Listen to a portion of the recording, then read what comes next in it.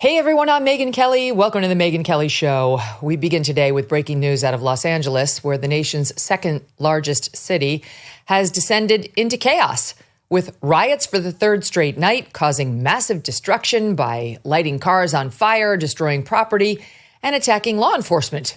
All this ostensibly to voice opposition to recent arrests of people who have broken the law. Illegal immigrants who may just be illegals and may have committed other crimes. In most instances, what we're finding on these arrests is, well, some 118 of them have committed the most heinous crimes one can commit in this country. So you'd think that the Angelinos, the mayor keeps talking about, would really like these people to be removed, but she and her governor appear to be on their side and not on the side of law enforcement. Here are some of the scenes of the last 3 days.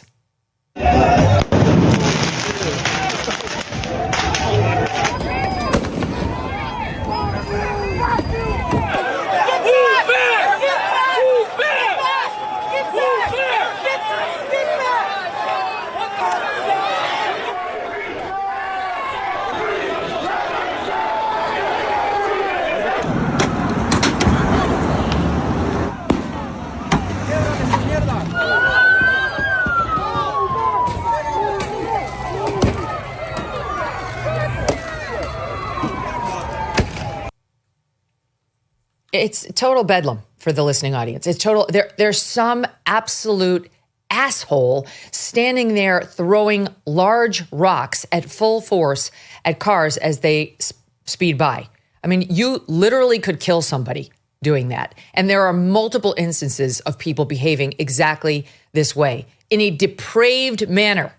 You would be charged with murder if that person went off the road and had an accident and somebody died. It's absurd what they're allowing in Los Angeles. The Trump administration has ramped up immigration enforcement in the city. As I mentioned, they've announced 118 arrests of illegals last week, including those, most of them, I believe, with criminal histories in addition to breaking the immigration laws that include second-degree murder, like murder, it's a problem, drug trafficking. Of course, these guys always have crimes against children. They're big fans of exploiting, raping, molesting children as a rule. If you're going to go collect some huge group of illegal immigrants here on Tom Homan's watch, the odds are you're going to find child sexual predators. Again, keep that in mind as we get to the Los Angeles mayor's reaction. The demonstrations began on Friday after ICE officers executed multiple search warrants at workplaces, including a clothing warehouse in the city's fashion district, with protesters attempting to block the agents from doing their jobs. The same day, hundreds of protesters gathering around a federal building after rumors that authorities were holding detainees in the basement of that building. DHS officers fired pepper balls at the protesters before the LAPD dispersed the crowd. Acting ICE Director Todd Lyons saying it took the LAPD 2 hours to respond. I mean, why? What's happening in city after city is they're letting the looters have their fun because they think it's better not to escalate. It's the same thing as we've been seeing at CVS's since BLM. Remember, there was that viral video of the CVS clerk actually trying to enforce the anti-shoplifting laws, meaning theft laws. And that person got blowback because the people who were looting or stealing from the CVS in that case happened to be black. And now you have to get a CVS attendant to get deodorant out of the locked shelf because it's considered escalation if you involve the police when someone's breaking the law. Only now it's spread to actual cops not doing their jobs because cops doing what cops are supposed to do is an escalation. All right, on Saturday, the situation got even worse. The protests spreading to nearby Paramount and Compton, California. We just talked about this video, but we need to re-show it. Look at this. You see a man picking up heavy rocks and whipping them at drivers inside federal vehicles as they drive by. This is attempted murder. Look at this. The depravity to human life is, I don't know, is it stunning? I don't know what it is. It's stomach turning. He did it over and over and over with some of the vehicles trying to swerve to get out of the way. This isn't the presidential motorcade with the beast. They don't have bulletproof glass on the front of those trucks. These guys are there trying to keep these assholes safe. In this video, a man riding a motorcycle, look at this guy, around a burning car while holding up the Mexican flag. Has there ever been a better picture of what we're up against? A lot of the protesters carried Mexican flags with them. Go home. You love Mexico so much. Adios. Get out. Literally, what are you doing? Why are you here? Get out. What other country in the world would stand for this BS? You come here, in most cases illegally. You set our things on fire. You threaten our law enforcement agents. And then you want to parade around with your flag like that's the be all end. Then go home. Get out. Go make your living home in Mexico. We won't miss you. They don't want you either, but that shouldn't be our problem. Get out. I think Americans are sick of this. They're sick of this BS. Why do we have to live with these people? They don't assimilate. They don't like or respect our way of life. They feel entitled to be here, to our public benefits, to health care. We're supposed to take care of them as they burn our cities and harass our cops, waving your Mexican flag. Then get out. You love Mexico so much. Go back to it. All this, not surprisingly, was enough for President Trump to take action, and thank God, issuing a directive to send in 2,000 members of the National Guard to protect ICE agents and restore order. Why didn't you do that, Governor Newsom? Why didn't Karen Bass mobilize the LAPD to protect ICE agents and restore order? Secretary of Defense Pete Hegseth also putting the Marines at nearby Camp Pendleton on, quote, high alert if the violence continues, some 500 of them by latest reports. Rather than expressing thanks for the help, Governor Gavin Newsom called sending in the National Guard, quote, purposefully inflammatory, and said that Secretary of Defense Hegseth's threat to send in the Marines was, quote, deranged behavior. But President Trump says this is about law and order. Watch. What is the bar for sending Marines to the bar is what I think it is. I mean, if we see danger to our country and to our citizens, we'll be very, very strong in terms of law and order. It's about law and order. Governor Newsom has now formally requested that Mr. Trump pull out the National Guard troops. It's unbelievable here. He says he'll sue. He's going to sue if Trump doesn't. Because Newsom says this is not about immigration enforcement. It's about Trump's, quote, authoritarian tendencies. Here's what he told MSNBC last night. Watch. All of this is about immigration enforcement and the type of well, go ahead, feel free to I mean, I know, I don't mean even to cut you off. I think it's about something much more. This is about authoritarian tendencies. This is about command and control. This is about power. This is about ego. My way or the highway. This is a consistent pattern of practice, of recklessness.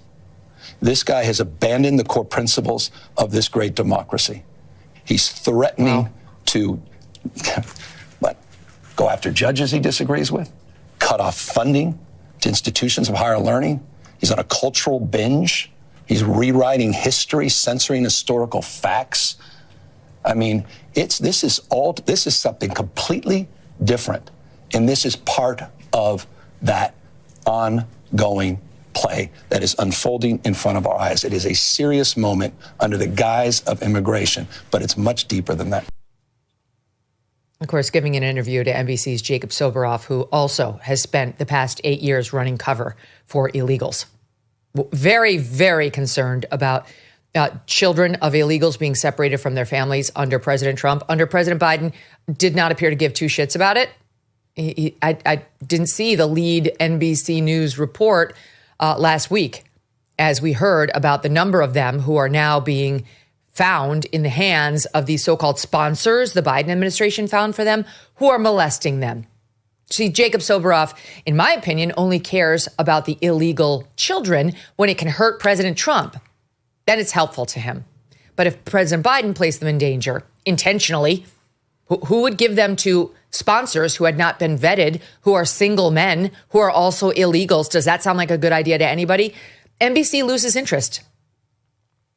President Trump has said officials will face charges if they get in the way of law and order.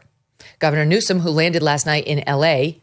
to manage the response to the riots, nice to finally see you, sir. Great. It's been going on for days. Also had a message for border czar Tom Homan. Watch. Get your hands off these poor people. They're just trying to live their lives, man. Trying to live their lives, really? Paying their taxes. Been here 10 years. The fear, the horror. The hell is this guy? Come after me, arrest me. Let's just get it over with. Tough guy. You know, I don't give a damn. But I care about my community. I care about this community. The hell are they doing? These guys need to grow up. They need to stop. And we need to push back. And I'm sorry to be so clear, but that kind of bloviating is exhausting. So, Tom, arrest me. Let's go. He's such an actor. I mean, that man doesn't have a sincere bone in his body. He's such an actor. The hell are they doing? I'm like, what? Okay, tough guy. He's got like Matthew McConaughey vibes. And I don't mean that flatteringly. Kamala Harris, because of course everybody was wondering, what does Kamala Harris think? I can't think of a subject on which I would actually ask myself that question. Maybe when somebody tried out a crappy Jamaican accent, I might be interested. When somebody used the phrase duality or unburdened by what has been, she might come to mind. Like, that's it. Not here. But she's decided to be Chief Angelino.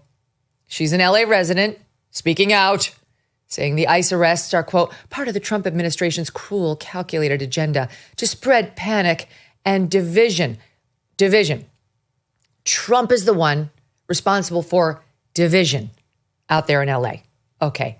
He's trying to get rid of criminals so that your children and mine don't have to grow up in cities like LA, where they're running around behaving criminally with impunity. She claimed the National Guard deployment, quote, is a dangerous escalation meant to provoke chaos. And she called the protests, of course, this is the cherry on top of the sundae, overwhelmingly peaceful. Overwhelmingly peaceful? There is a line after like car after car after car that has been set on fire. They are literally launching commercial grade fireworks at law enforcement. That's according to the LA police chief. Overwhelmingly peaceful? Tell it to the cop who gets hit in the heart by a commercial grade firework, you cretin. Similarly, Spartacus, Cory Booker, as of yesterday, was still calling protests, quote, peaceful. Elizabeth Warren, Chief Lies a Lot, was still talking about the right to peacefully protest. I mean, she lies a lot and she's doing it right here.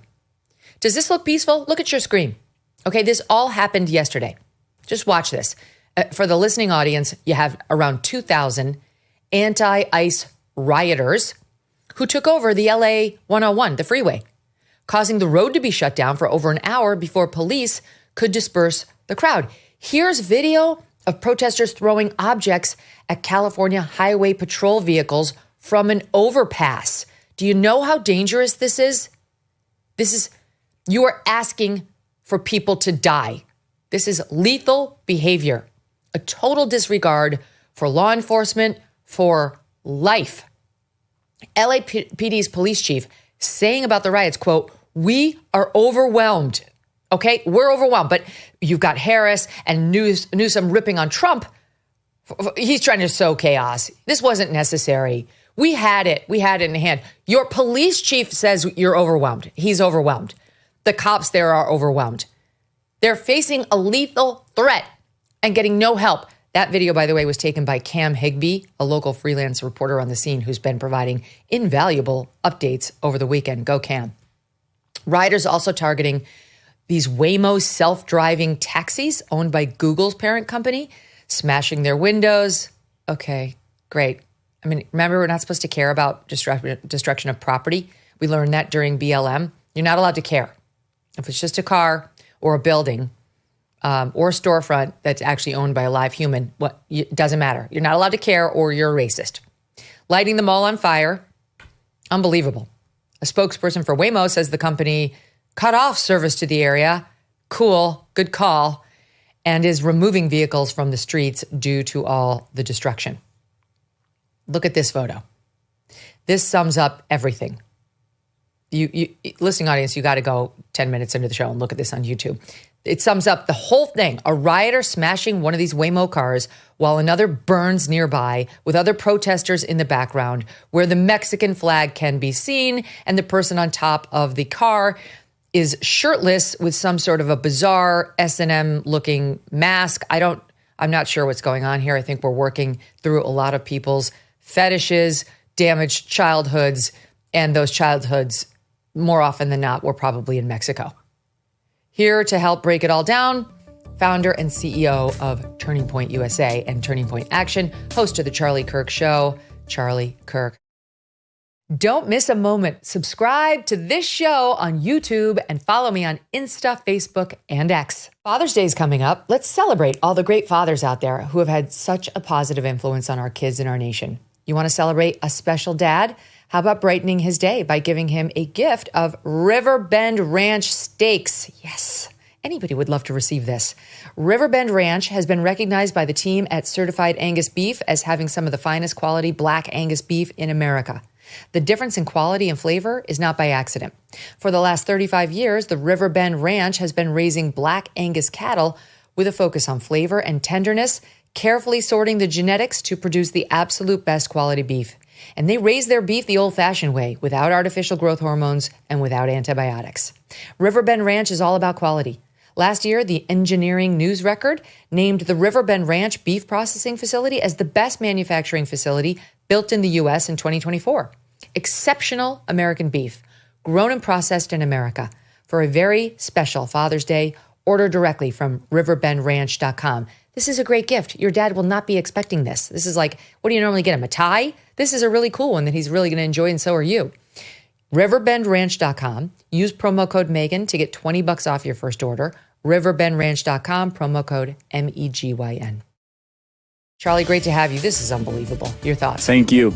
It truly is. Wonderful open, by the way, Megyn. Very powerful stuff. And I completely agree. If you're going to come to America and you're going to fly a foreign flag while you are burning cars, assaulting police officers, and thwarting immigration enforcement, the most moderate solution to all this is deportation. And understand this, that it's so funny when you hear them. They're like, well, these are wonderful people. Don't you understand? They're just trying to pay their taxes. If they were wonderful people, why is all of a sudden we have all this violence everywhere? Why are we seeing widespread arson and widespread destruction? Understand this. California has had this pent-up problem for quite some time, and only President Trump has the moral courage to go about and face it and to fix it. In California, 1 in 4 people in California were born outside of the United States. That doesn't mean they're all illegal. I'm just saying that 1 in 4 people in California were born outside of the United States, the highest of any in the country. And these are riots. They are not protests. We must be very clear with our language. When you start burning police vehicles and Waymo vehicles, when you start, as you aptly put, launching rocks and boulders at police officers in an attempt to get them killed, and the media is at it again. They're saying, well, these are mostly peaceful protests as Los Angeles is under siege. And the final point on this that I want to make, which I think is very important, which a lot of Republicans currently do not have the stomach for mass deportations. I think that is changing, Megyn. I think this display, even though it is egregious and it is infuriating and it is maddening, I think it's also motivating them. I think this is going to build consensus for Trump's big, beautiful bill. I think that this shows that we need more ICE officers, that we need to secure and strengthen our southern border, that we cannot allow a foreign power to come onto our turf and basically taunt us. That's what we were seeing, Megyn. We were seeing the taunting of invaders and foreign nationals who leech off of welfare and leech in our school system and flood our hospital system. And we have a big heart in this country, and we should never stop having a big heart and helping those in need. What you saw there, Megyn, they're not in need. They're driving around with $30,000 motorcycles lighting police officer vehicles on fire. These are not the downtrodden or the sojourner of South and Central America. There's something much more sinister going on here, and we're going to take back the country. And praise God, President Trump is at the helm to do just that. Yes, I look at this and I think all I want to hear from Karen Bass is thank you and I'm sorry. But instead, this is what we're hearing from the L.A. mayor, who already has utterly failed her city as she sat there watching it burn from Africa. But now she says she senses a political opportunity to be opposed to Trump, even though he's trying to keep people safe. And here's what she said in SOT 12. We are going to fight for all Angelenos, regardless of when they got here, whether they have papers or not. We are a city of immigrants, and this impacts hundreds of thousands of Angelenos. We're going to fight for all Angelenos. Whether they have papers. It's like people are getting killed. Their children are getting molested.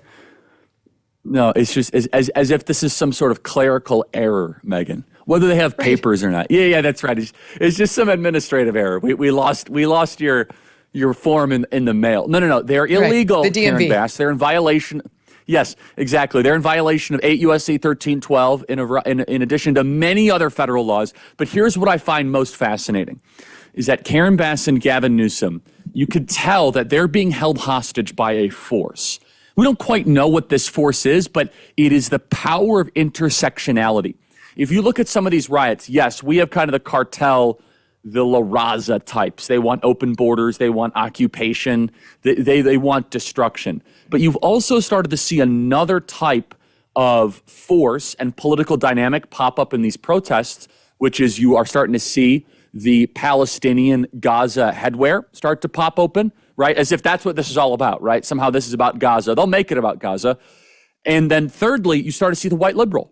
All of a sudden, you're starting to see a bunch of white liberals show up because they need purpose in their life. They don't go to church. They're not getting married. They don't have kids. So they need something to keep them going. And boy, they're bringing the band back together after the Summer of Love in 2020. So did someone say that we're burning a Wendy's tonight?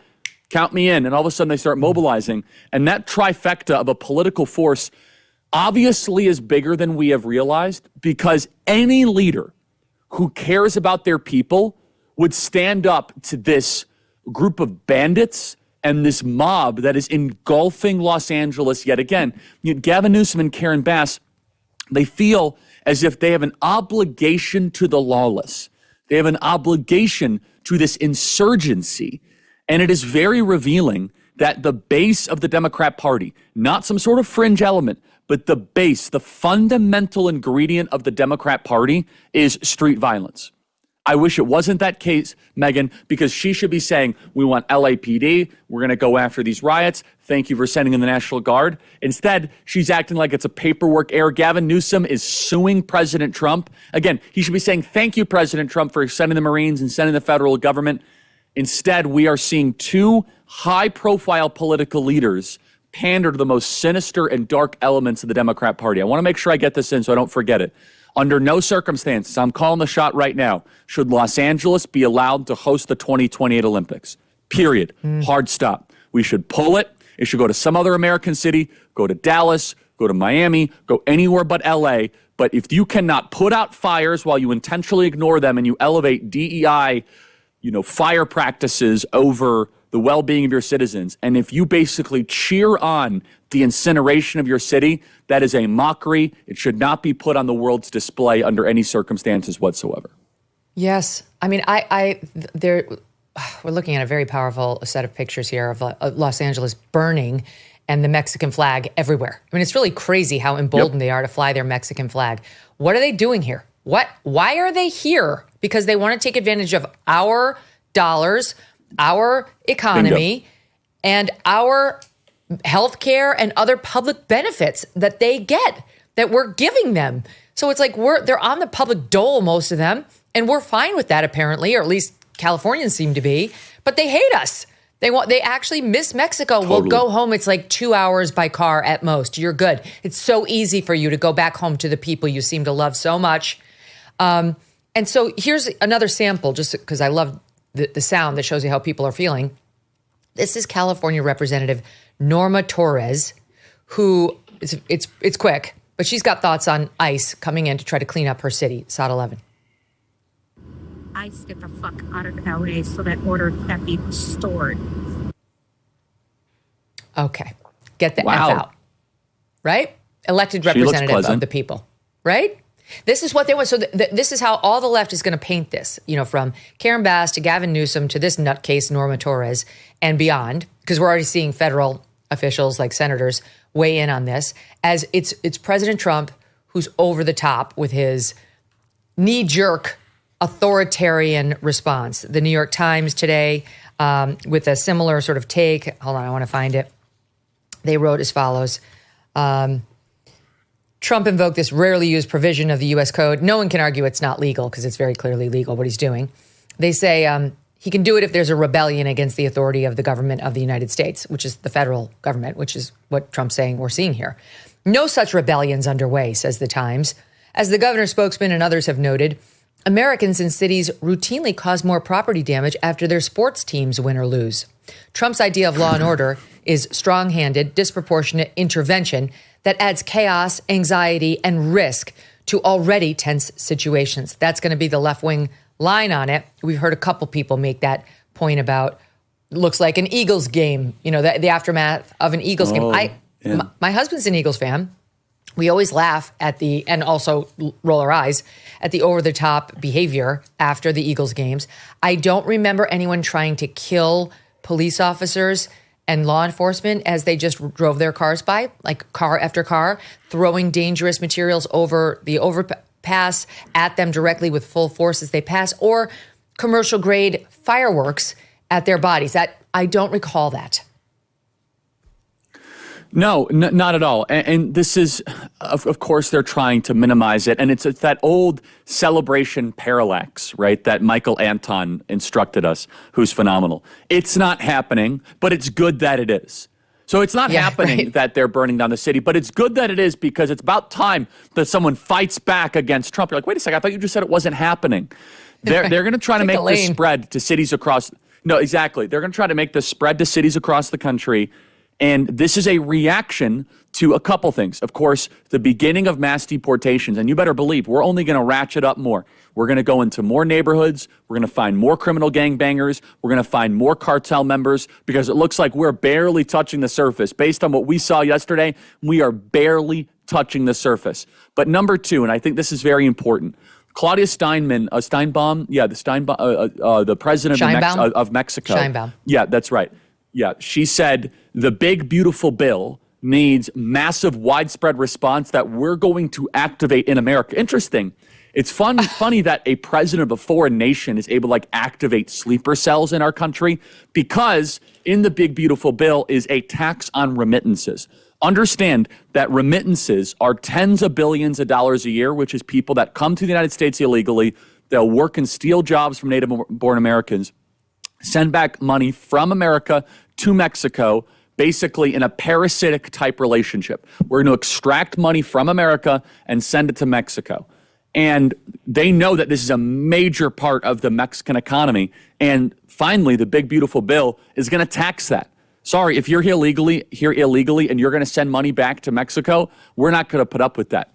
But look, why are they here, Megyn? Why is it that they're waving the Mexican flag? It's not because they love America. They care about our values. They don't believe in e pluribus unum or liberty. They don't know Thomas Jefferson from George Washington. They're here for one reason, because we're rich.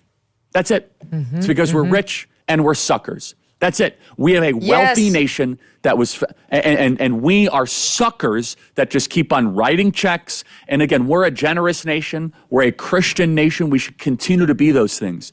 But nowhere does it say in the scriptures, should you allow yourself to be repeatedly taken advantage of while you are mocked and while they are taunting you for taking money from you and taking treasure while your own people are suffering in great measure and great number. And so this really is a early moment with very powerful aesthetics and visuals and optics that shows the two camps in this country.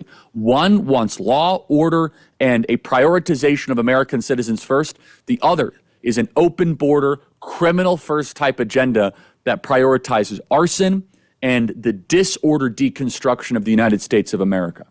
And you finally have a president who's going to fight back against this. Trump is saying, this is not going to happen. We're not letting this go. Like, this is not going to be another BLM 2020 situation. Correct. We are going to make sure that we take a handle on these things, and you're not going to be permitted to come into this country and cause damage to our law enforcement, cause damage to our property, and get away with it. Here, you've said twice now that this is going to spread, and that's what the Democrats want. And we actually have proof of that. Here's Democratic Senator Chris Murphy yesterday from or maybe is it today? It's today on Morning Joe this morning. Take a listen. I saw this.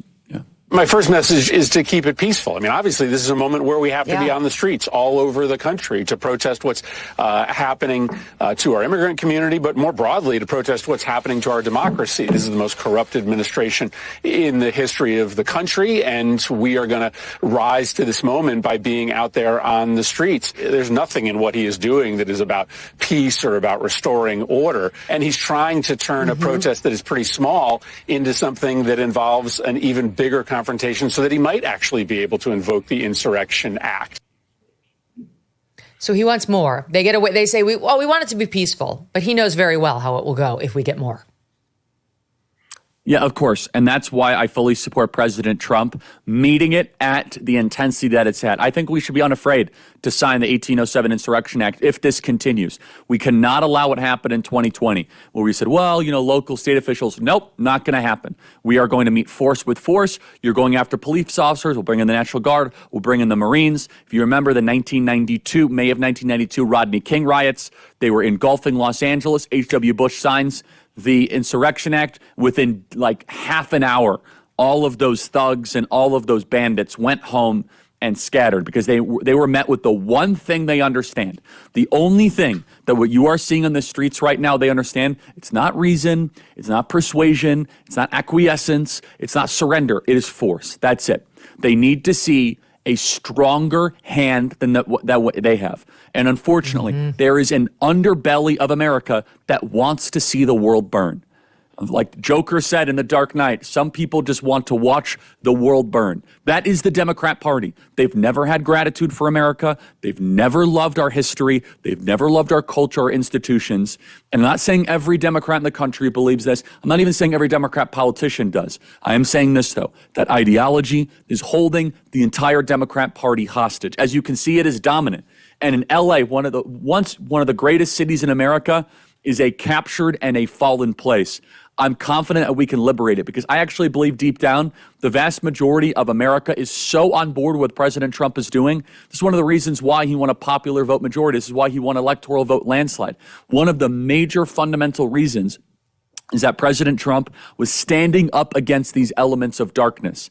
People want deportations. They want these criminals and these thugs out of the country. And again, if all the people that we were deporting were just nuns at the local Catholic church, then we wouldn't be seeing what we're seeing in the streets. Instead, it shows that there's a widespread, well-connected, and fierce network of criminals that we must remove from this country. The nerve of Gavin Newsom to try to say, as he did yesterday in an X post, that Trump is hoping for chaos and is trying to manufacture a crisis. There's absolutely no reason for Trump to manufacture a crisis. Trump's approval ratings are higher than they've ever been. They are higher at this point in his presidency than Obama had, than George W. Bush had, than Biden had. So what incentive does Trump have to manufacture a crisis? Things are actually going quite well for Donald Trump right now. He's just trying to help the city of Los Angeles and the people out there, and also to send a message to other potential rioters in other cities. Don't start.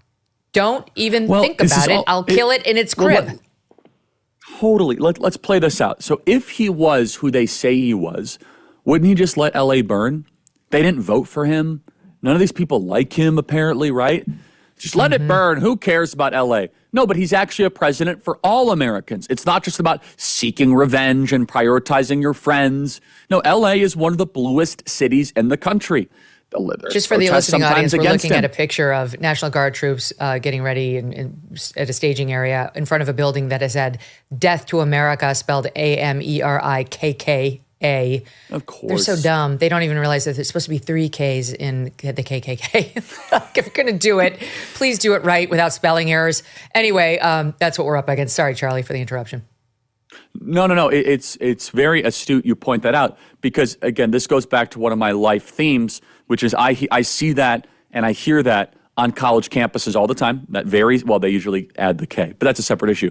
But meaning what happens on college campuses will soon happen in the halls of Congress and in the streets. This is all an outgrowth of ideology that is formed and festered, tried and incubated on college campuses. Now, what is the core contention? Understand the core contention of what's animating them is they think California is theirs. La Raza is a group that has been around in America for quite some time. They believe La Raza is an insurgency Mexican group that thinks that California is still Mexico's. Yeah, as if Mexico would do a great job with California. Mexico's a big country. Do you guys have anything close to California as far as the wealth and the prestige? No, there's something different between the United States and Mexico, and we should appreciate that. That's why there's a lot more Mexicans that try to get into California than Californians that try to get into Mexico. And I'm not even necessarily even against Mexicans as people. You and I both know wonderful people that are from Mexico. The point is this, is that there is a parasitic ideology, and I want to try to educate the audience quickly on this, because in 2020, we had to try to learn about critical race theory. Remember? We went deep and we learned about CRT and BLM and postmodernism and post-structuralism, and we learned about Robin DiAngelo, and we read about Derek Bell and Kimberly Crenshaw. I want to open your audience's eyes to another type of idea toxin. It's similar to CRT, but it's different. It is the open border ideology. It's closer to critical legal theory. It is that the world should have no borders. It is anti-colonialist at its core. Anti-colonialism is the base of the modern Democrat Party, that there is no such thing as America. How many times have we heard that, which is we're living on conquered and stolen land? When you guys hear land acknowledgements, remember that whole kind of goofy thing you've heard for years, Megyn, where yes. I want to acknowledge that we're on the Iroquois land or the Navajo. That's where this leads, which is that California is not America. Who are you to say that we're here illegally? No person is illegal. You're here on stolen land. And you allow these idea toxins to manifest and to then grow with momentum unchallenged. You are then met with a huge portion of the Los Angeles population that doesn't believe in America, but they'll certainly take money from the U.S. government. They don't believe in our country, don't believe in our creed, and they are occupants on a land that they detest because they think that this place is actually theirs. And I believe that we're going to see in the next coming months and maybe years a resurgence, the same way that we saw CRT and wokeism spread throughout our institutions. They're going to attempt to do the same with anti-colonialism throughout so many of the power centers in our country. Very poorly timed, because the American people are overwhelmingly in favor of what Trump's doing on the deportations, not just at the border, but on the actual deportations. But what do you make of my theory that this is what's happening? Like, why did the LAPD sit around for 2 hours letting this happen? I think it's the CVS theory that I was telling the audience about at the top, where we actually pulled the video.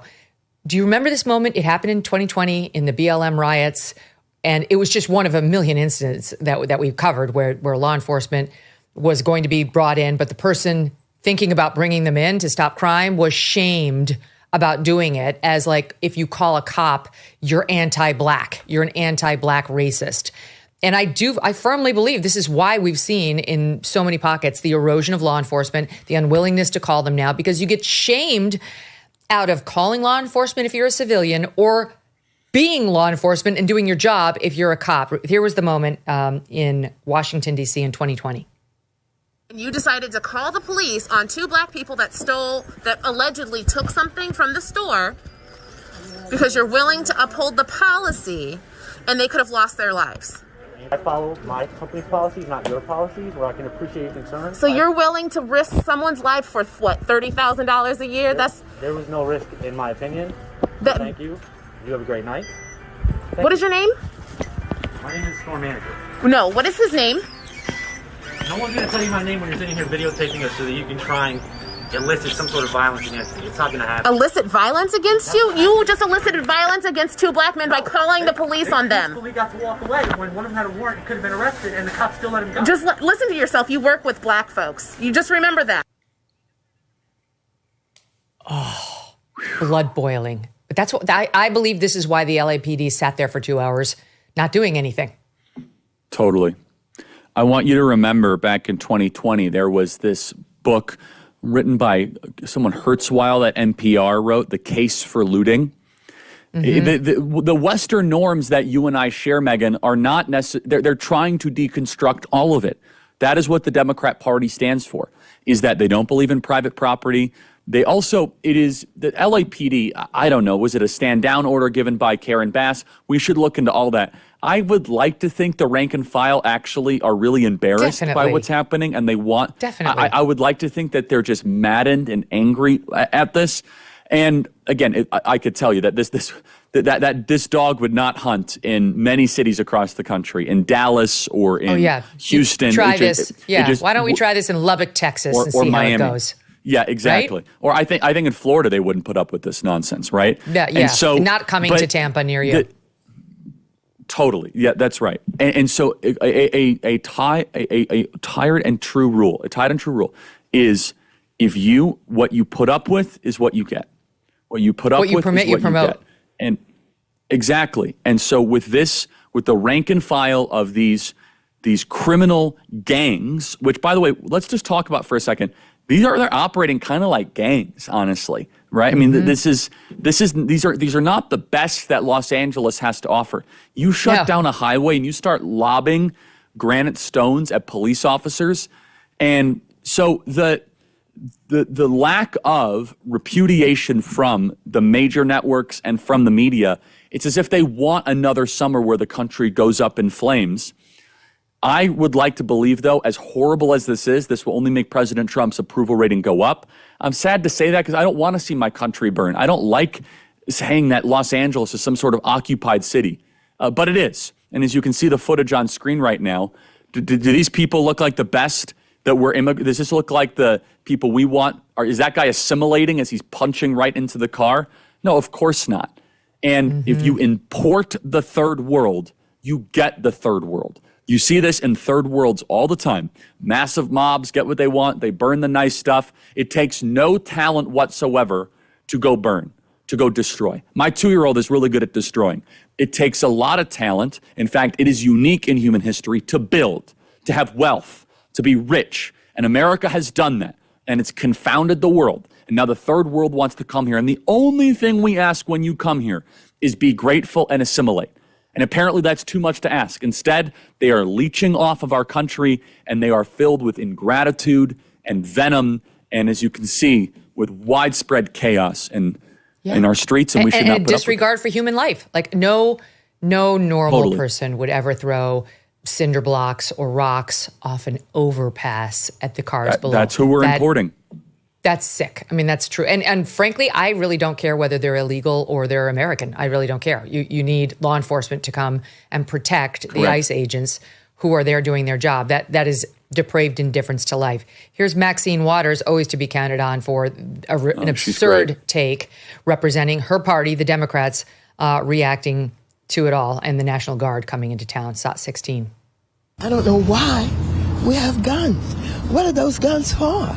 Are they to shoot protesters? I mean, there's no reason to be here with the National Guard. The President of the United States is a cruel, dishonorable human being who would just assume they shoot somebody down. But I don't want that to happen. Okay. It's not just her, by the way. Okay. There was another one, an LA City Council member, Eunice Hernandez, who went even further than Maxine. Take a listen to this person in SOT 15.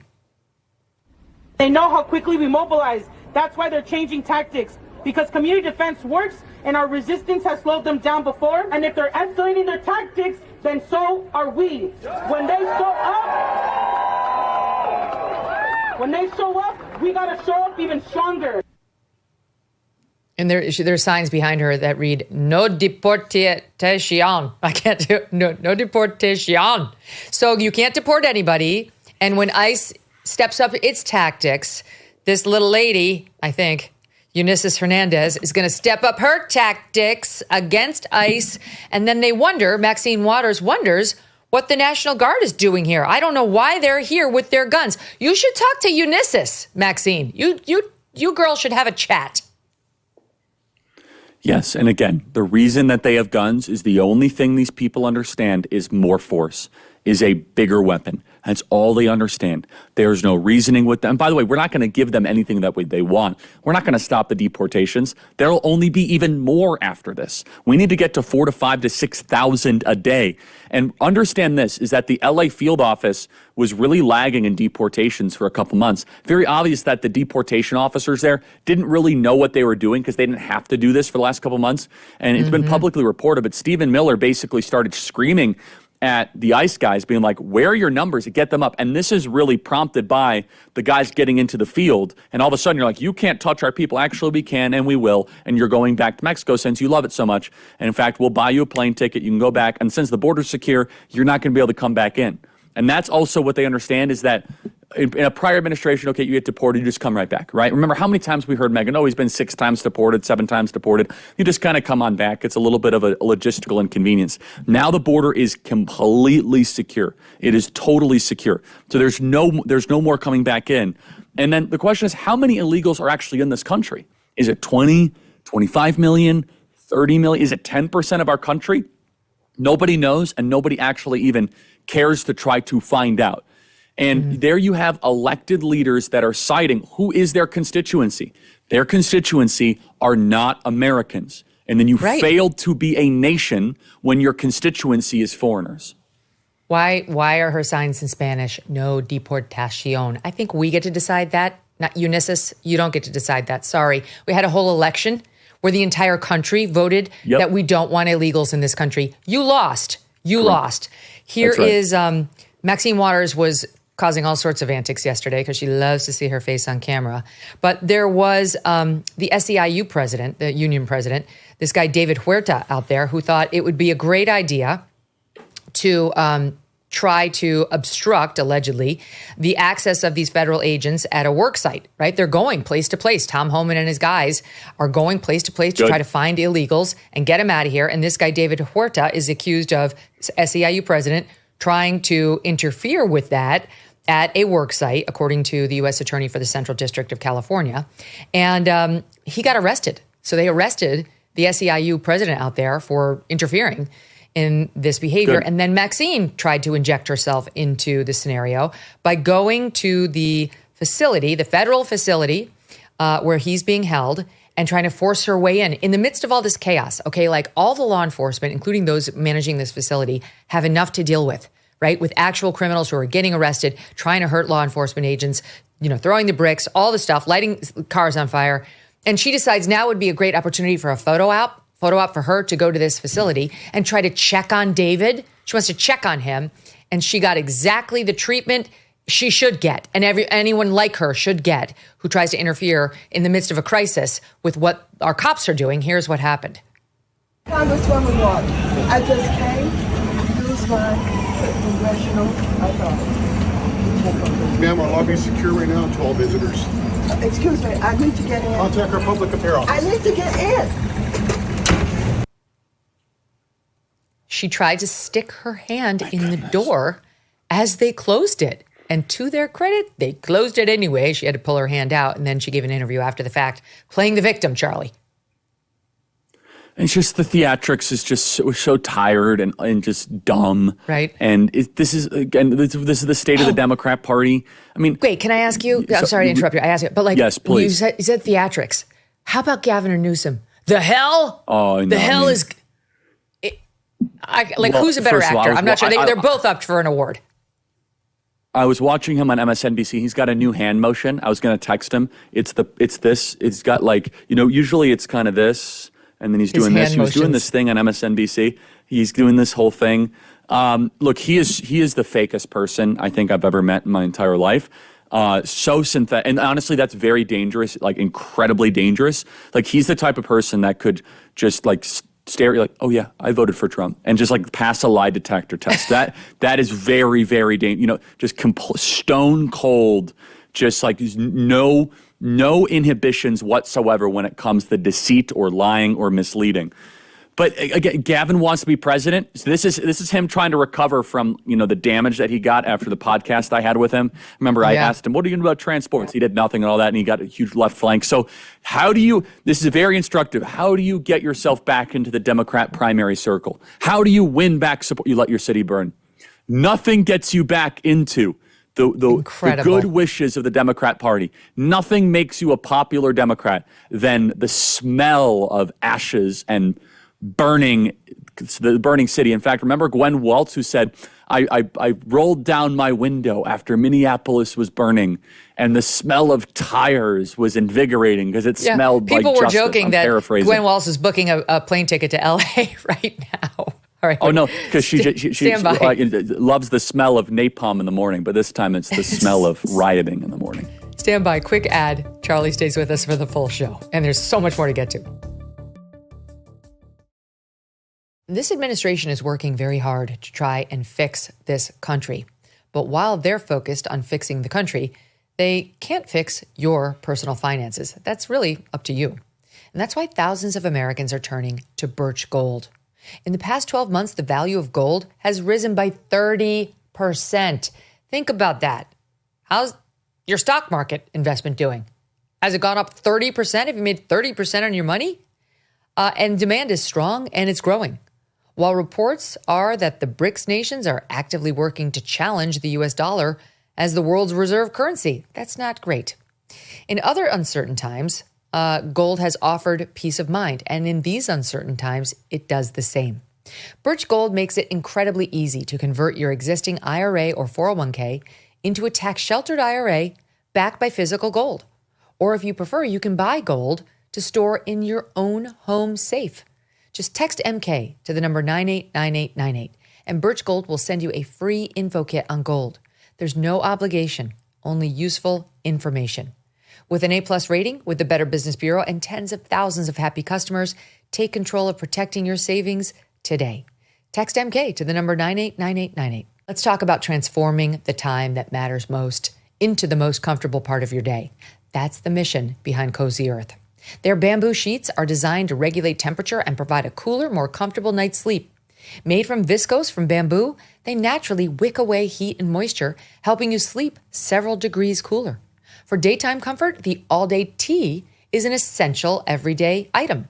Its naturally breathable fabric helps you keep cool and comfortable from morning to night. And the Studio Pant collection offers softness, breathability, and comfort. Cozy Earth offers a 100-night sleep trial, so you can try their bedding during the hottest nights of the year, and if it's not a fit, returns are hassle-free. Plus, there's a 10-year warranty on all bedding products. Luxury should not be out of reach. Go to CozyEarth.com and use the code Megyn for up to 40% off Cozy Earth's best-selling, temperature-regulating sheets, apparel, and more. Trust me, you could feel the difference the very first night. That's CozyEarth.com, code Megyn. Sleep cooler, lounge lighter, stay cozy. Charlie, weighing in on Trump and his staff, and in particular Stephen Miller, who is the architect of the very popular policy when it comes to illegals, is ABC News's Terry Moran, their senior national correspondent. This guy's been with ABC since 1997. He was the chief White House correspondent under W, under Clinton as well. He was co-anchor of Nightline from 05 to 13. He was ABC News' chief foreign correspondent from 13 to 18, and he's been senior national correspondent for the past almost, 7, 8 years now. He also leads the network's Supreme Court coverage. This guy is as rabidly partisan as they come. Correct. He fits in perfectly at ABC News. Perfectly. And in a moment that was kind of stunning, but the sentiment not surprising from him, he got on X at 12:06 a.m. Sunday, meaning 6 after midnight Saturday night. Guarantee you the guy had been out. Drunk. Yeah, I mean, what else would make him take the mask down, like the veil's down? The sentiments are as they always have been, but the veil came down, and he decided to post the following on X. The thing about, just out of the blue, or maybe it's because of the LA riots, the thing about Stephen Miller is not that he's the brains behind Trumpism. Yes, he is one of the people who conceptualizes the impulses of the Trumpist movement and translates them into policy. But that's not what's interesting about Miller. So far, we're okay. So far, he hasn't said anything. He could say, what's interesting about him is that he's a great orator and he can sell it better than anybody. That tweet could have landed in a place that wouldn't have gotten him in trouble. But that's not where it went. He went on to say, it's not brains, it's bile. Miller is a man who is richly endowed with the capacity for hatred. He is a world-class hater. You can see this just by looking at him, because you can see that his hatreds are his spiritual nourishment. He eats his hate. Trump is a world-class hater, but his hatred is only a means to an end, and that end is his own glorification. That's his spiritual nourishment. So this is supposed to be an objective, unbiased, right down the middle, not just correspondent, but chief national correspondent, a leader within ABC News. And I posted this on X after I saw it. He later deleted it when he probably sobered up, that he should have been fired immediately. There shouldn't have even been a discussion. This is beyond question a fireable offense for anyone whose job it is to maintain objectivity and to be trusted by the entire country, not just half of it. ABC News, having seen lots of tweets and feedback like that, announced the next day and told the Megyn Kelly show directly, quote, ABC News stands for objectivity and impartiality in its news coverage and does not condone subjective personal attacks on others. The Post does not reflect the views of ABC News and violated our standards. As a result, Terry Moran has been suspended pending further evaluation from an ABC News spokesperson. Suspended, not fired. No apology to Stephen Miller nor to President Trump from either Moran or ABC, because let's face it, they all agree and are secretly applauding what he wrote. Of course. I mean, every major journalist in the DC press corps, with maybe one or two exceptions, believes exactly what Terry Moran wrote. And what was his big contention? Was it evidence-based? Was it cited? No, it's how he looks. That's right, Megyn. You can tell. He says you could just tell. Okay, well, Terry Moran, we could just tell a lot by looking at you, but that's not relevant to this discussion, actually. You're a deeply unhappy person who's like rage tweeting at 6 minutes past midnight against the deputy chief of staff because you don't agree with him politically. I mean, okay, so media trust is at an all-time low, and it's only going lower. President Trump has an amazing ability to break these people and to really show them as a masks-off moment. And ABC has been at the forefront of the peddling of so many hoaxes the last couple of years. I'll be curious your thoughts, Megyn. I actually think he's probably going to be brought back because I don't think they want to try to show that, MAGA got a scalp. He'll be in the wilderness for 2 or 3 years and 2 or 3 months, try to recover a little bit and come back and say, I was at the time I was a little inebriated and said stuff I shouldn't, and boom, he's back and act as if nothing happened. But at its fundamental core, the journalists are activists. They're not trying to explore truth. They're not trying to challenge authority. These are activists. These are people, remember, that actively covered up the biggest political scandal in modern American history, if not American history, which was Biden's cognitive decline, which was who was running the country, who was signing the documents, and people like Terry Moran were actively calling people like me a conspiracy theorist, and you, Megyn, for even saying that he's not running the country. Instead, it's a unelected Politburo. So I'm actually kind of glad to see this. Terry Moran and his like deserve to be publicly humiliated because the fact that he actually put this out in a tweet goes to show that the private feelings are finally being made public. But make no mistake, almost every single journalist that you are reading in the New York Times or CNN shares every sentiment that Terry Moran said publicly. 100%. They hate Stephen Miller. The first term, there were countless articles about how he's an alleged white supremacist just because he wants to enforce our borders. And that's really what Moran has to be referring to, because that's been the most out front position for Miller in Trump 2.0 too. And that's why he says you can see he's a world-class hater. You can see it just by looking at him because you can see that his hatreds are his spiritual nourishment. He eats his hate. I think there's a bit of of projection there, right? Or transference, my mom would say it's called. Totally. In any event, where it's like his own hatred. It's his TDS right there, which I can see all over him. It's eating him up. Absolutely. And he's projecting it or transferring it onto Stephen Miller. Here, let me tell you a little bit about Terry Moran. Terry Moran Just a couple of examples of his past coverage of Trump. In 2021, he referred to Trump as the Führer in the Republican Party during ABC's coverage of the Trump impeachment trial, saying sounds impartial. Yeah, that's what Trump reminded him of, that Trump has the Republican Party as a personalized power like we have never seen. It's a caudillo, it's a Caesar, it's a Führer.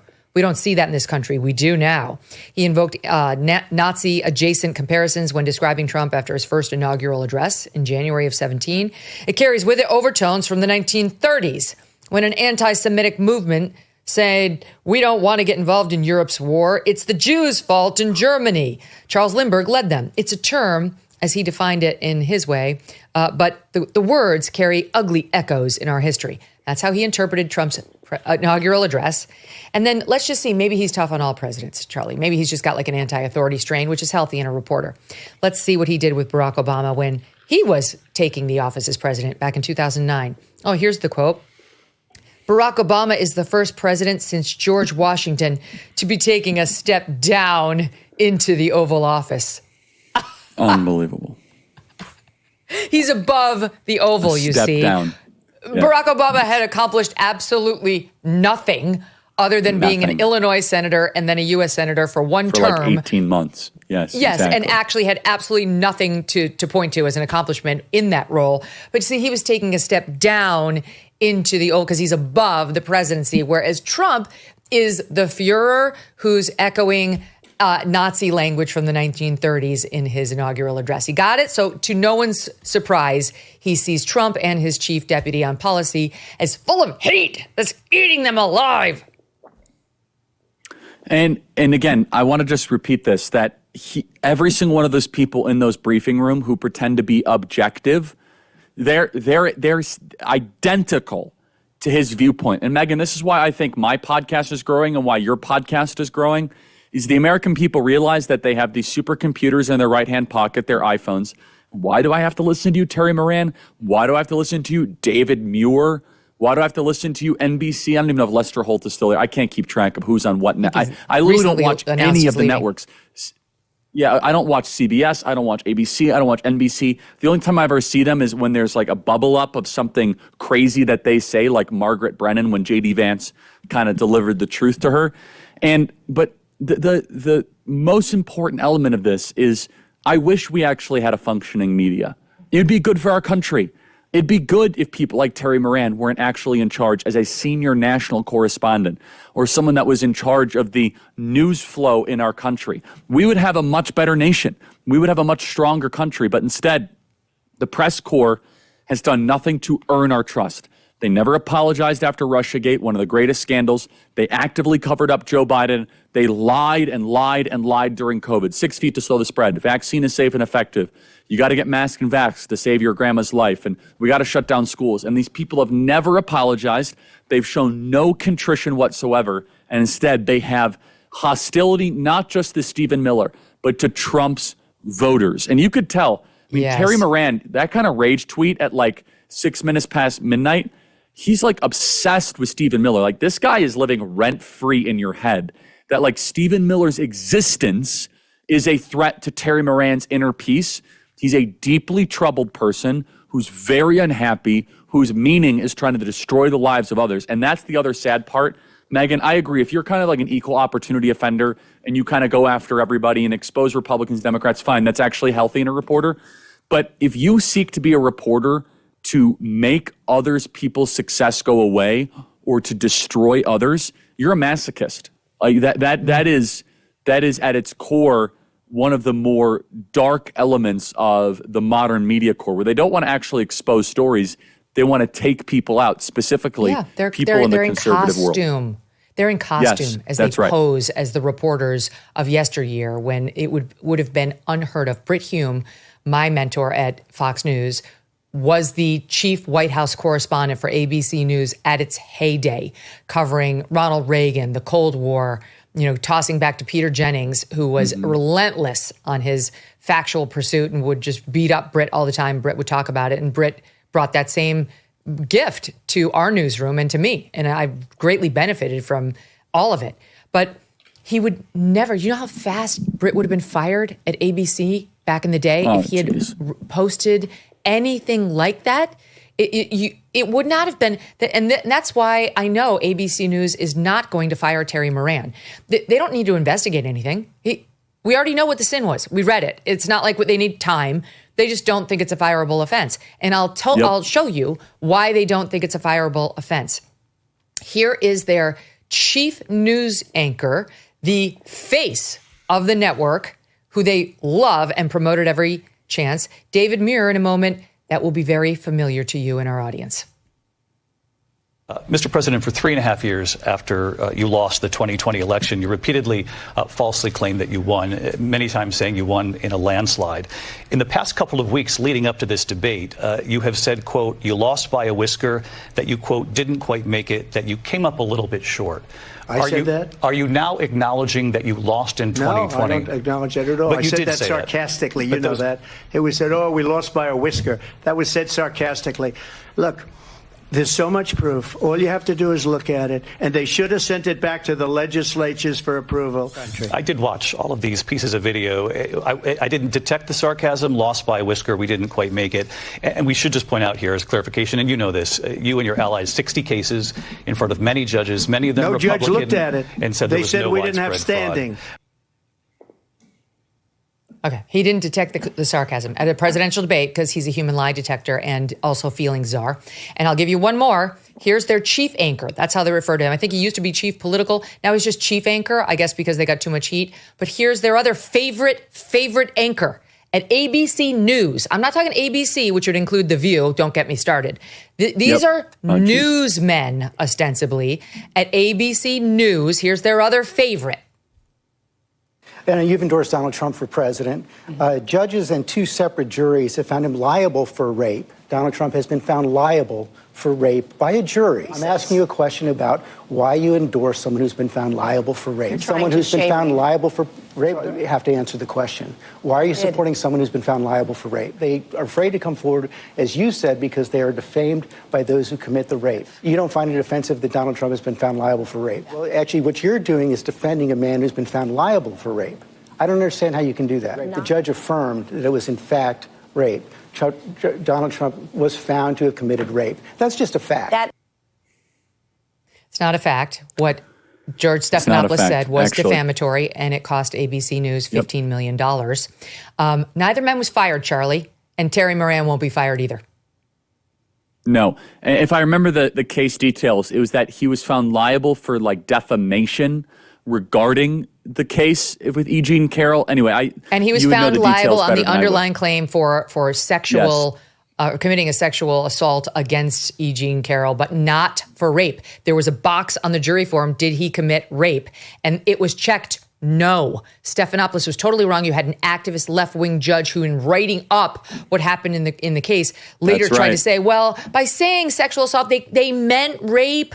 But that was bullshit. They actually did not find rape. And that's why ABC News had to pay $15 million, but didn't fire the anchor. Of course not. And that's why I don't think Terry Moran will be fired. And by the way, the David Muir thing, there was many other highlights from that, or lowlights from that debate with Kamala Harris, where President Trump had a debate, literally 2 people at once. ABC, just like all the other networks, CBS and NBC, of course they should not be trusted. I'm interested to see, as their viewership continues to go down, will they ever adjust their model? They are so activist-driven. They are so concerned with trying to put forward an ideological agenda, not trying to inform the public, not trying to, quote unquote, get both sides. And I'd have to go back to Terry Moran. What was he thinking? That's who he is, though. And again, during moments like this, we have these great reveals where we always knew he felt that way. You could always just tell, because, Megyn, that's how it works now. We could just tell by looking at him that there's something discontent when it comes to President Trump.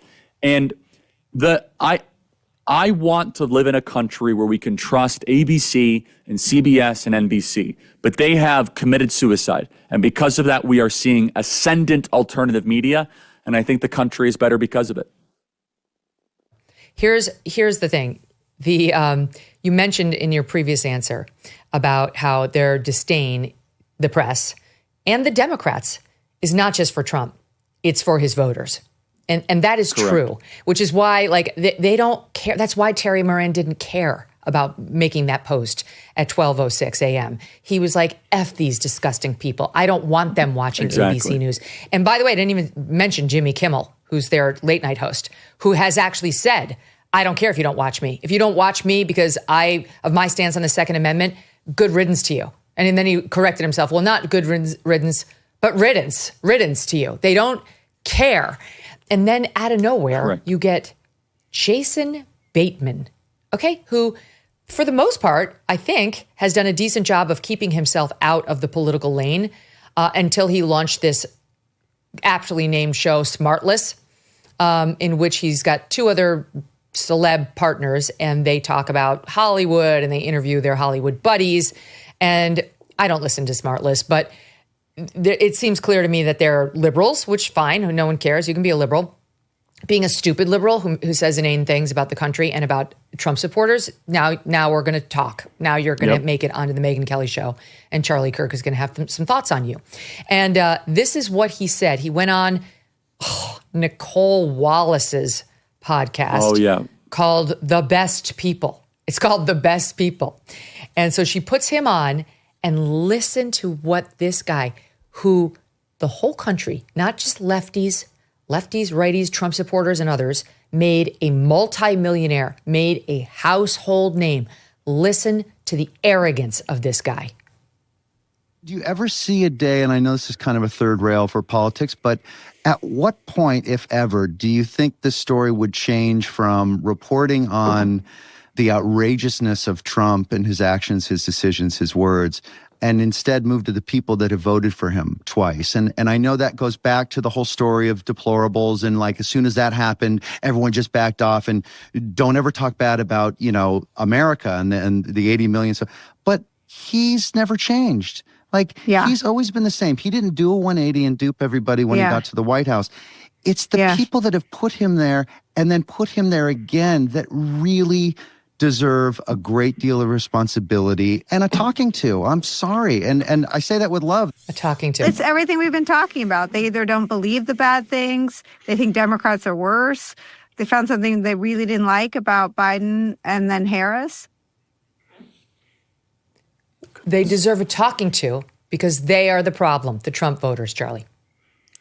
Hey, shut up, Marty Bird. That's all I have to say. I mean, it's just if you understand the Ozark reference. I mean, look, so first of all, Nicole Wallace is totally insufferable. Like, who would voluntarily spend time listening to her podcast? We'll see if it succeeds. I have my doubts. But look, what Bateman is getting at, though, is a condemnation of America, which kind of connects with our immigration topic. They hate the country. And a country is made up of its people. And he has like this belief that if you were to go into a diner in Midland, Texas, he has contempt for those people. People that go to church, people that own guns, people that actually make the country work. And it is the pomposity that is embedded. And it's nothing really new. We've seen this over the last couple of years. But instead of trying to seek to understand why they're losing the country, to seek to understand why people are voting for President Trump, no, they'll keep on attacking them as deplorables or clingers, or as Joe Biden called them, garbage, if you remember that right before the election. And it was my Halloween costume that year. It was, and when President Trump wore the garbage outfit in Wisconsin, it was one of the more legendary moments. And here's where again, I'm not here to give Democrats political advice, but if you say this, then you're part of the problem. Quote, everyone I know hates Donald Trump, you're part of the problem. If everybody you know hates the current president who won a popular vote majority and an electoral vote landslide, you are incapable of understanding the country, especially if you are a journalist, especially if you're a journalist. Charlie, but what about the fact that, like, to me, he's just like Michelle Obama. Like, we made you rich beyond your wildest imagination. This country gave you so much in riches and rewards and let you do the thing that you love so much, to act for money That's something a lot of people would do for free. Gavin Newsom and who's the other one? What's her name? We're like amazing actors, Maxine Waters in their little bits. They're doing it practically for free.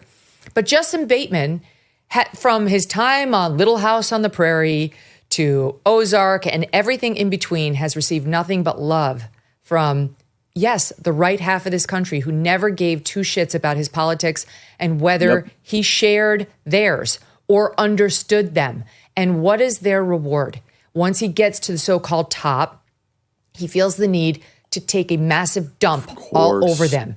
It's so offensive. It's so out of touch. It's so ungrateful. Yeah, and again, it's just there's so many elements and wrinkles to this.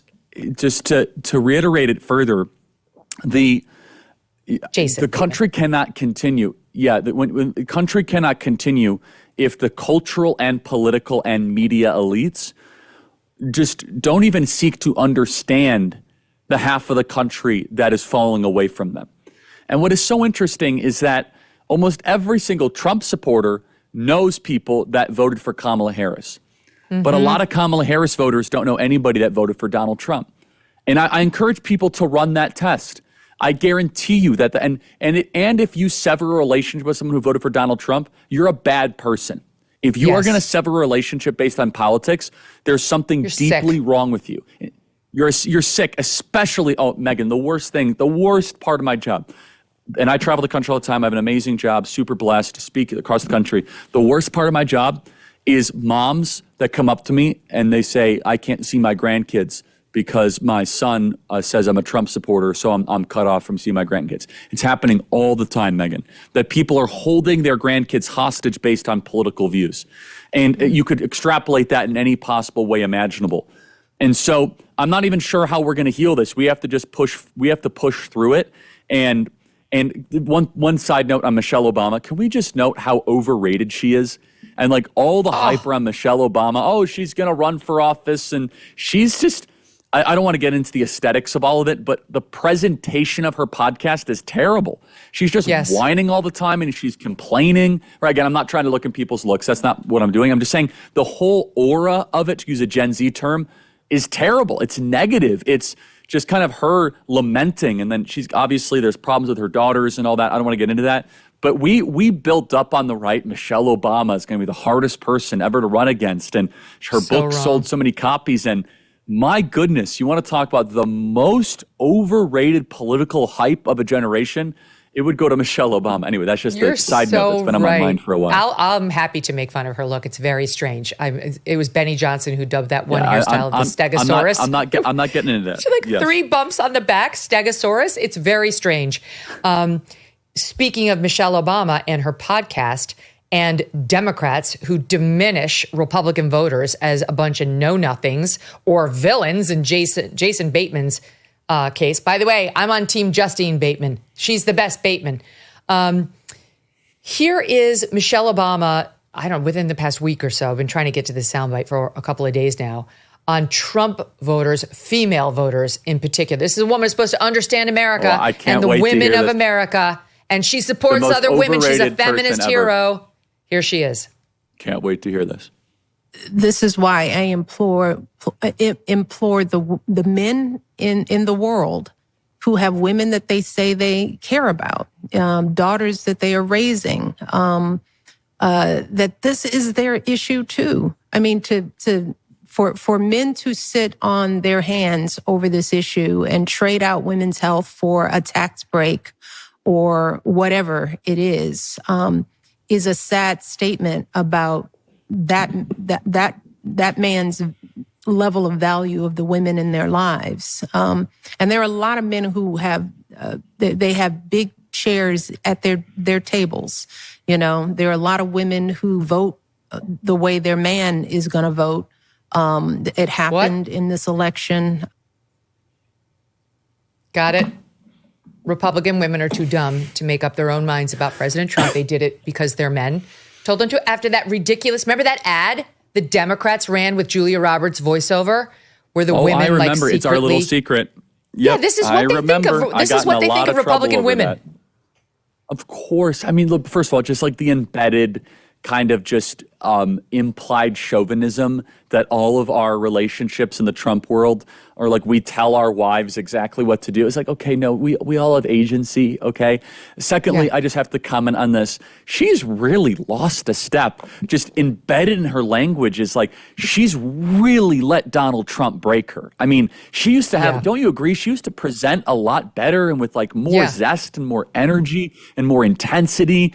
It's like this Michelle Obama just looks broken. And she's kind of doing the wine mom thing, and she's just kind of like, I'm just kind of meandering through life. Anyway, I'm not upset about populated it. Populated like every 30 seconds with, what about me? No one asks about me. Exactly. Or and Megyn, I know you'll take this in good stride, but she's like, we black women need to complain more. Yeah, that's the problem with black women is not enough complaining. She said that like a couple weeks ago. I mean, look, I'll put that aside. People can, that's definitely the problem in the black community, right? Not enough complaining. But anyway, to her she's doing more than her fair share. Oh yes, no, she's at her complaining quotient. But I guess she's talking about abortion there as if like, women's health. But let me just be clear.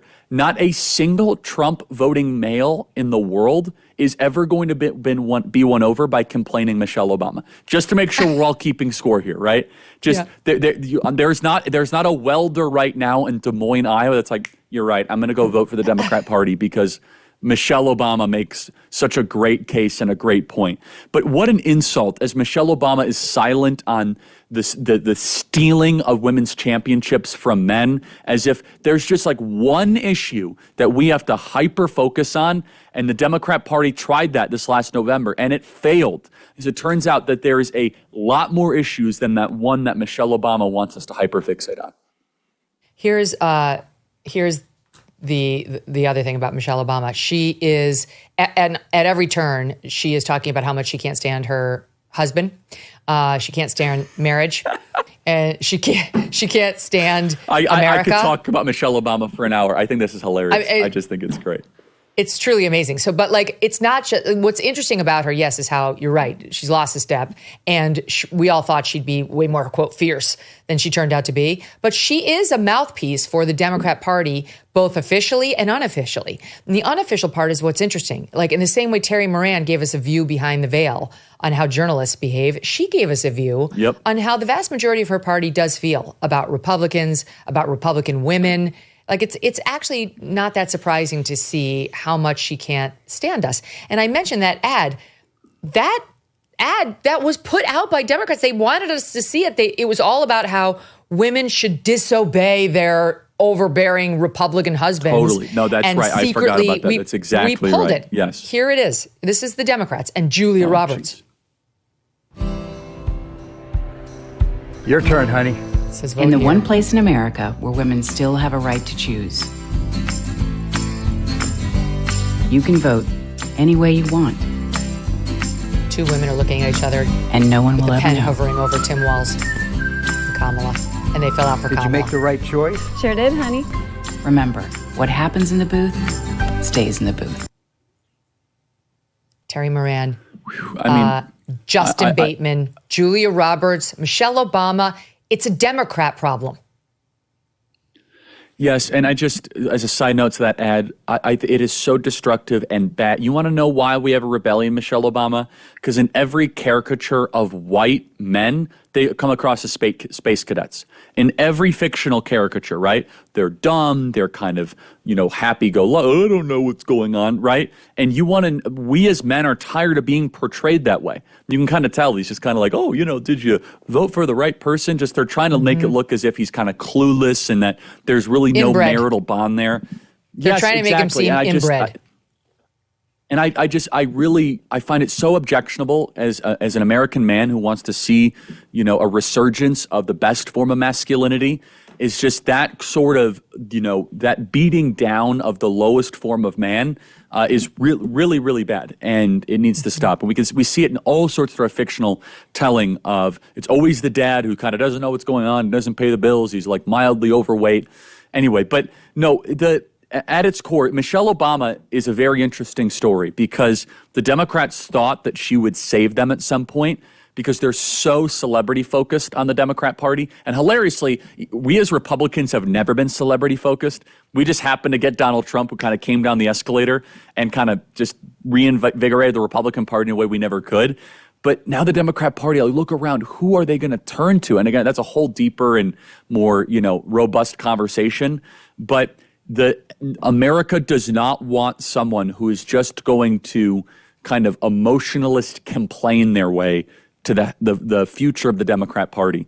And yeah, one last note on that ad. Not only did it not work, I think it backfired in a major way. I think a lot of moms and a lot of wives found it to be so insulting that marriages are just kind of like these kind of separate domains, and they're not a covenant between husband and wife. And I remember I came out really hard against that ad, Megyn, and so many libs were like, I'm never going to tell my husband who I vote for. It's none of his business. I'm like, yeah, I'm sure that marriage is going to last really long. Right. Yeah. Right. Right. That sounds like a recipe for success. But that's what they think of Republicans. That they think if you have a traditional marriage, let's say, or one in which the husband is the primary wage earner and the mom is a more traditional stay-at-home wife, that she's controlled by the husband. Like you say, she has no agency. She's not her own person. She can't make up her own mind or come to her own decisions. She's a know-nothing Neanderthal, and this is female empowerment in their view. To paint Republican women who choose a different path from Michelle Obama as absolute nimrods who can't make up their own minds and are just controlled by their husbands and really just need to be coaxed into that voting box to have one moment of empowerment, and it would be to vote for Kamala Harris. It's not, as I point out, this is all of them. I mean, I keep calling him Justin Bateman because I really want to make him into Justine, who's the good Bateman. He's Jason. But it's not just Jason Bateman. It's not just Michelle Obama. It's not just Terry Moran. All these people, these Democrat spokesmen, both the officials and the unofficials, the celebs, the non-celebs, that is how they see the right half of the country. And we have to stop patronizing their films, their television projects, their podcasts, and making them rich. Why are we helping them? George Clooney is the latest, of course, who was totally complicit in covering up the Joe Biden mental infirmity until he imploded. I know. And his loser play is now being aired on CNN because I guess they haven't gotten enough eyeballs on it. So they aired it on Saturday night. Apparently nobody watched except for Brian Stelter. Brian Stelter watched it and thought it was deeply profound, Charlie. It was deeply profound. And then he gave an interview, George Clooney did, on CNN. And here's a clip from his predictions. I know you were waiting. You think you're close to Trump world. He's even closer. He's got the inside scoop on what's going to happen with Trumpism post Donald Trump. It's SOP 31. Do you think Trumpism lasts beyond this term? Don't think so. I think it'd be very hard to do it.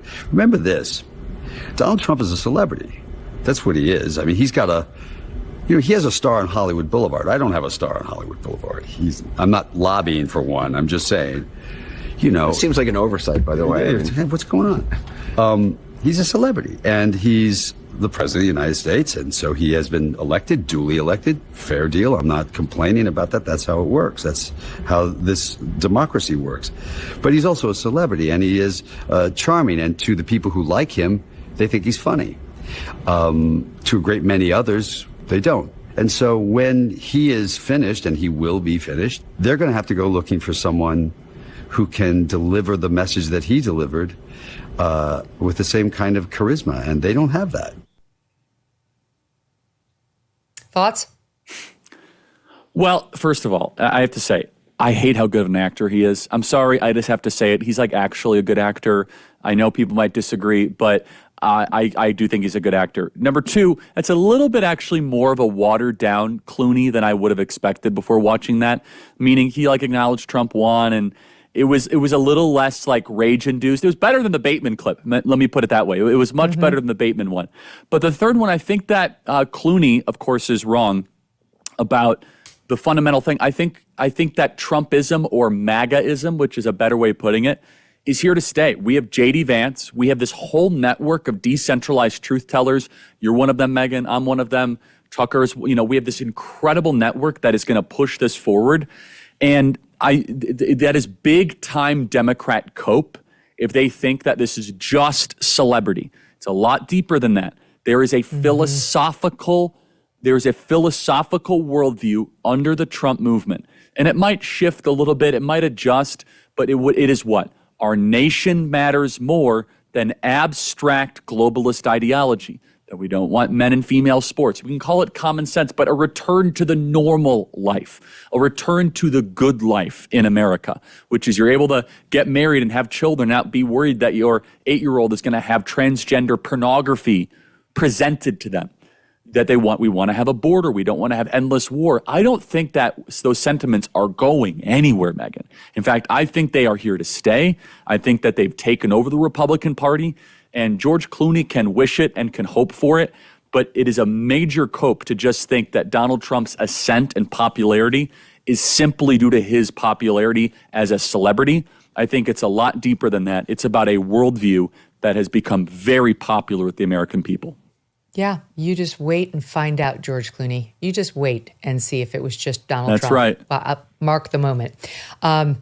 We're on the subject of Broadway with George Clooney, so I've got to show you because this ties in perfectly. Another reason why Donald Trump is not going to be a person-specific phenomenon is the Democrats have lost their mind culturally. Last night was the Tony Awards. You know, these are the awards like we have the Emmys for television, we have the Oscars for movies, and we have the Tonys for Broadway. And the person who won for Best Actor, which is interesting, that is a gendered term, Best Actor in a Play, is someone named Cole Escola. And now I am showing you a picture of Cole Escola, which from afar you might not recognize as anything controversial. But if you zoom in on his silver dress with a massive train, you will see something there, Charlie Kirk. Do you see it? You might see it in the morning every day when you maybe shave your face. There's a lot of chest hair down below because you're a man, and so is Cole in a dress, accepting for Best Actor, but showing off the décolletage area with full male chest hair because he's a they, them, but he accepts the award for Best Actor. He's starring in Oh, Mary, where, of course, he has been cast as Mary Todd Lincoln. They've chosen a male actor. As I told the audience, I've seen this myself in Macbeth, where they had a female playing the son of the king, and she was somebody who had a blue mohawk. Okay, this is Broadway in today's day and age, except for Operation Mincemeat, which people should run to see. And let me give you another cultural problem. The media, continuing our same themes, the Washington Post voted Cole's one of the 9 best looks on the red carpet Sunday night. Quote, from the Gibson girl updo to the impeccably groomed chest hair, all the way down to the saucy bustle at the back, this whole look is a plucky style move befitting a trailblazing Broadway star. People magazine, too. Escola wore a show-stopping Cinderella blue gown inspired by the gown Bernadette Peters wore to the 1999 ceremony. Show-stopping and praising the look as one of the best with all of the male hair hanging it's show-stopping. It's definitely show-stopping. This is a very important topic, and we probably don't have enough time to cover it, but the great Roger Scruton, who was really big into aesthetics and art, and he was a conservative in the 20th century, early 21st century, he would talk about how cultural degradation is ugly. And boy, is that true. It's just, again, I'm not going to go after like the physical looks of this guy. It's just the whole appearance is just such an affront to our senses. Nothing about that is elevating or pleasing to look at. A dude in a dress, I think that's a biological guy. I can't keep track. Biological guy in a dress. I'm pretty sure it's a that's all very biological confusing. man. But he's wearing a dress with chest hair all over. And the fact that the media and the critics like it goes to show that it's not about a appreciation of what would be considered to be beautiful. Instead, it is about deconstruction. It's about taking apart. Oh, wow, a man with chest hair in a dress, that is boundary pushing. And you are only continuing in the spiral of chaos and destruction. And again, it just goes to show, like, who wants to look at that? I mean, you had that up on screen here. It's just gross. It's just kind of objectionable. But that is the left. The left is visually ugly on the outside, and they are philosophically ugly on the inside. Well, I'm sorry, but I'm going to have to bring up Kathy Griffin. I mean, a week after Oh, we were. great. What a rock I know. star. I'm sorry. You're never going to come back at this rate. But a week after we were forced to revisit the Rosie O'Donnell examination of her herpes sore, which she blamed on President Trump, we have to talk about Kathy Griffin, who, I'm just going to be honest, she's not doing her best. That's obvious. The Daily Mail ran photographs of Kathy Griffin out on a walk the other day, and she was unrecognizable. She looks like she has aged to twice her actual age out there walking in the wilderness. I'm not sure what's going on with her other than deep unhappiness. We'll put the picture on the board as soon as my team gets it. But she's not doing very well. Okay, so this is her actually just sitting in an interview. This isn't it, but I'll show you in a minute. Then she goes over to the Don Lemon podcast. That's, of course, what you're going to get over on Don Lemon. And they said the thing you're not allowed to say, Charlie. You're definitely, I am assured you are not allowed to say this thing, but they said the thing only in a different way, so it is allowed. You'll follow what I mean when you hear SOT 35. Are you ready for a tinfoil hat moment? Yes. Okay, I'm just going to be bold and say this. And, you can take issue with this all you want. I do not think he won in a free and fair election. How do you like that, lefties? Yeah, I said it. I'm Kathy Griffin, and I do not think Trump won in a free and fair election. I believe there was tampering. I don't know. I don't know if it was the Elon connection. Your gut is telling you something happened. My gut is telling me that something was up with that. You're not far off. I won't say that I disagree with you.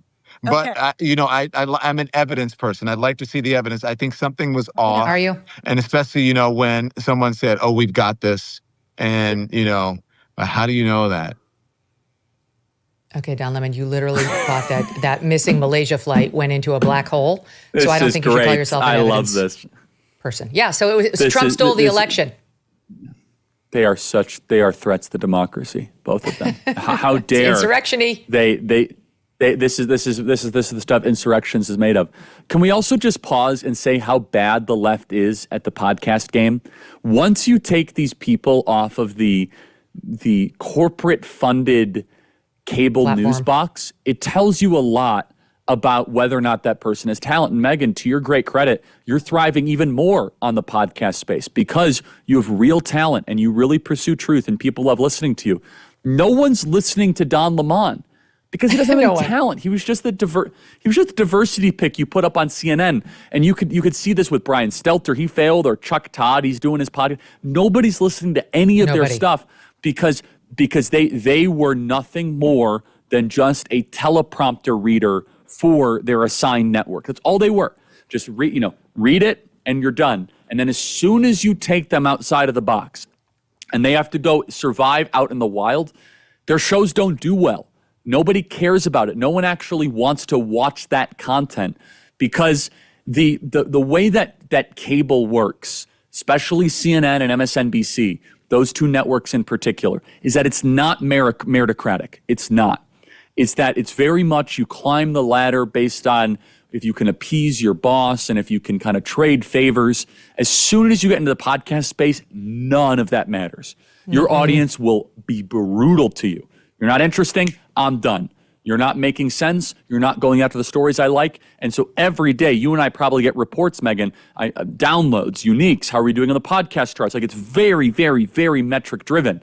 And now Don Lemon and Kathy Griffin just goes to show they actually have never had any talent. You take them out of that corporate funded environment, they fail. And then as far as the election denial goes, I just laugh. For 4 years, we were all called the worst people in the world because an election, but 42,000 votes determined a presidential election across 3 states, 10,000 votes in Arizona, 11,000 votes in Georgia, and 21,000 votes in Wisconsin, in a way where mass mail-in voting was never embraced ever before. And we had mass verifiable censorship of the Hunter Biden laptop and Molly Hemingway's terrific book.